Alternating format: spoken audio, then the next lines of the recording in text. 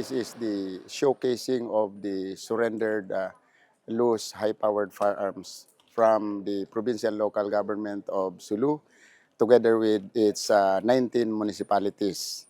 So overall total po is 195 high-powered firearms. Itong event ay talagang mahalaga, ma'am, kasi pag yung mga loose firearms natin ay nato-turn over sa authority, nasusurrender, at least mabawasan, ma'am, at mawawalan na talaga, matuluyang makamit natin ang fees in the area. Itong RMFB facility, actually, this is a state-of-the-art facility, one of its kind in the whole country, actually, ma'am.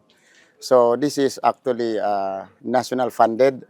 So tinapos ito, ma'am, within 2 years. Yung inauguration nung headquarters, yung building for the Regional Mobile Force Battalion dito sa Barangay Bualo, Maimbung, Municipality of Maimbung, Sulu ay inaugurate ni Presidente. Isa sa dahilan kung bakit bibisita ang ating mahal na Pangulo.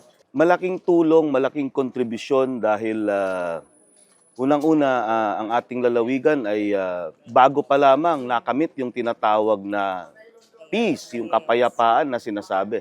So very important yung sustainability ng peace dito sa aming probinsya. So we wanted masecure at hindi masira yung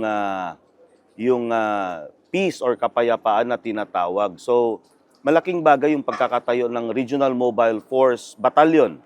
Battalion, hindi lang opisina eh. So, battalion talaga. So, yung sustainability nung peace and order sa aming probinsya ay very important. So, maraming salamat.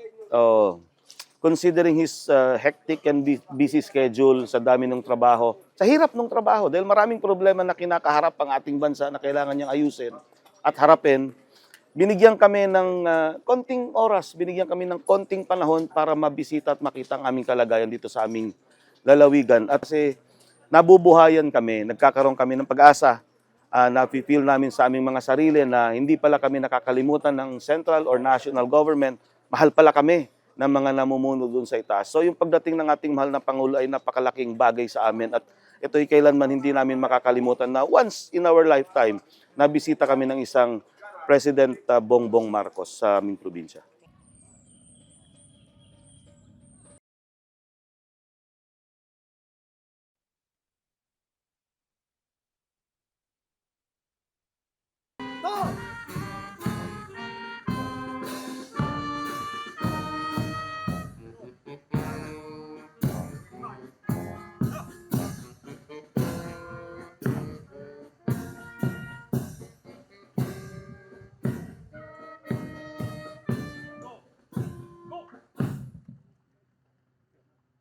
Sir, thank you for coming, sir.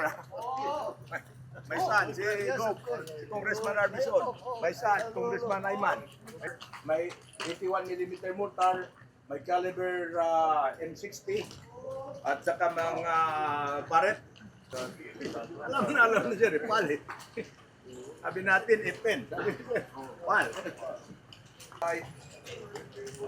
Original, sir. At saka mga gamit yan. Sir, ito initiative, magandang firing range niya, may mail barracks, at saka yan ang main building. This funded by the national government. Ito ang mess hall nila, sir. Oo. Conference, sir. Conference room nila. Ito ang operation. Dito ang public safety. Thank you very much, sir, for coming. Thank you.